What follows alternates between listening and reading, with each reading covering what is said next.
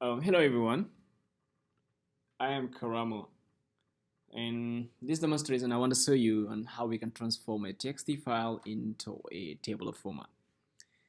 So let's assume that we have a TXT file that looks like this.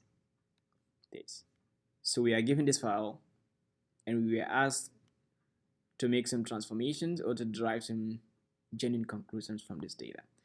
So you just solve around the data, you dirty around with the data, but at the end of the day, it's going to be pretty hard for you to derive any conclusion from this because all the rows and columns looks like they're all jumbled up together, mixed up together, and you can't understand any reasonable sense from the data.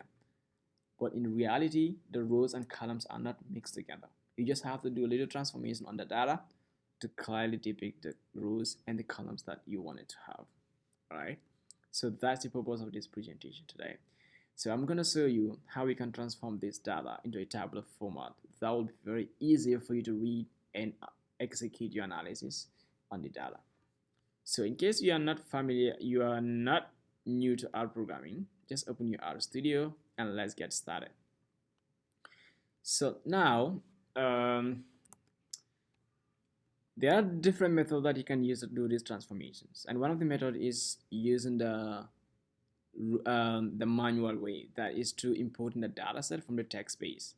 All right, and you go to the file that we wanted to load. We said here, so this is our file that we wanted to load, and then initially the file looks like this. So if we want to transform this data into a data frame, it's going to look like this, because here shows the rows and the columns that we have. All right, so, but we have some default settings here that we have to check. If the default settings meet the required criteria that we want our output to look like, then we have to leave it that way. Otherwise, we have to change the default settings. So the first settings we have is the name of the file. In the computer, the name of this data set is saved as DD. So in case you want to change this name to any of the name that we want, we can just go ahead and change the name. We have the encodings. Most of the files in R are encoded in UTF-8 encodings, but we're gonna leave it as automatic. In case you want to change it to any specific encoding that you want, it's pretty okay, you can just go ahead and change it. But for this demonstration, I'm going to leave it as default automatic. And there comes the headings. So if you look at this data set, we have seen that we have some headings called int, vid id, hostings, and so on.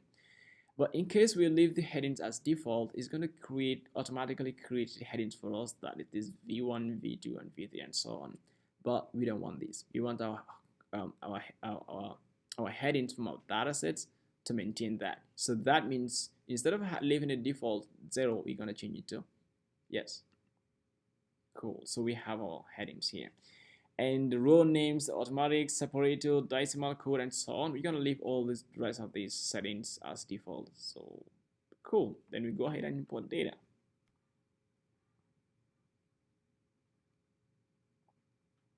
It's going to take a little time because the data set is very large, but it's going to come up soon. Cool. So these are data set that we've seen initially that was in the TXT format.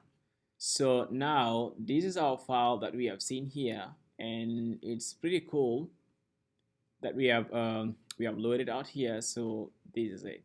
So instead of having a TXT format, now we can have our data set in a tabular format. That looks pretty neat and tidy, and all the columns clearly shows the values that contains in them. And if you want to do analysis, it's going to be pretty easy for you to go ahead with your analysis, right? So this is the first method that you can use to import, to transform your TXT file into a tabular format using R programming. So I'm going to show you the second method. So the second method you can use is to type in some pretty simple code. And let's create an object called Karamo.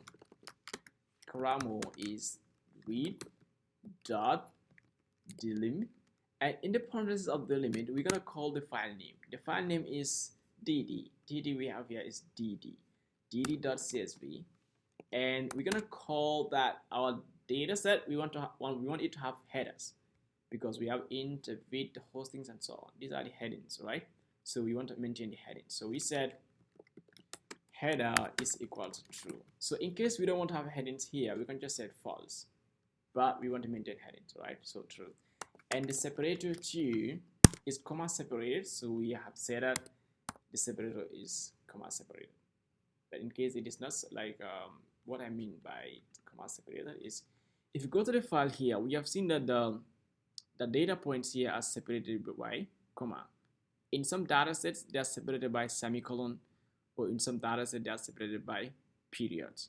So it's comma separated, right? So that's why I'm trying to maintain that comma here. So that's all we have to do. And when we run this, there is a problem. There is no such directory. So it means we have to set the working directory. Sorry for not setting that. And choose directory. And pretty cool. Then let's run this code again. No file search in the working directory called dd. Oh, sorry. The problem was not with the CSV. It's not CSV. It's txt. Guys. txt. Cool. Now, pretty cool now. No error. Just for a little while, it's gonna look here in our global environment, Karamo. Cool. Now we have Karamo here.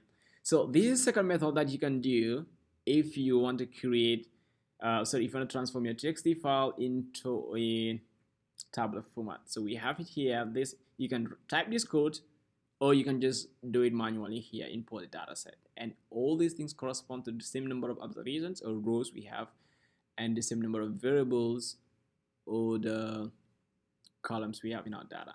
So the third method you can do is using the file.choose method. So let's again create another object called karamo1 read.delimit, and then in the parentheses we said file.choose. Instead of having it instead of just bringing the file name, then we're gonna choose from the directory. All right, so but we have to complete the settings, and that means we want to have header in our data, and header is going to be true because we want to have header, and likewise the sep operator too, we're gonna have this.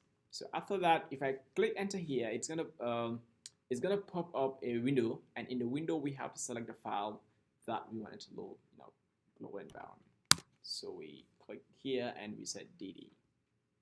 Cool. So we'll allow a little while for it to load and give us our output.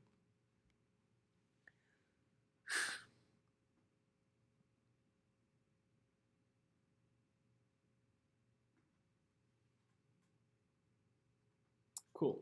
So we have seen now we create three objects. The first is dd, karamo, and karamo1, and then all give the same output. So that means any of this method that you use will definitely going to give us the same output. So you can either use the most common way, that is to import the data set, or you calling the file name itself, or choosing the file from the directory.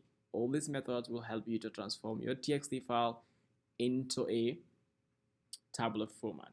So in case now we have our data, and then we want to ascertain the rows and columns, you can just call the dim of the data karamo. Dim here means dimension of the data, karamo. So this is going to show the first value shows the rows, and the second one shows the columns. All right. So you want to set n col, that number of columns, karamo, and cool 67, and n rows, the number of rows, karamo, and this is it. That's exactly that we have seen here, so it's pretty all okay. And you want to see the structure of the data is straw, karamo, and this was the first description of our data. Sorry, just okay, cool. Here, so this is the structure of our data frame. It's a data frame type and consists of 218602 observations and 67 variables. All right. So this is all what I have. Now we want to save this file. Instead of having a txt, we want to save it in CSV format. So what you're going to do is write.csv bracket. The file name we have is karamo, karamo1, or dd. Any of them you choose is pretty fine. So we take karamo, comma, we create a new file name called commas. I'll just say karamo is okay. .csv, and we enter this. So wait a little while it's loading, and it's gonna stop, and it's gonna save a file in a directory called karamo. Wait.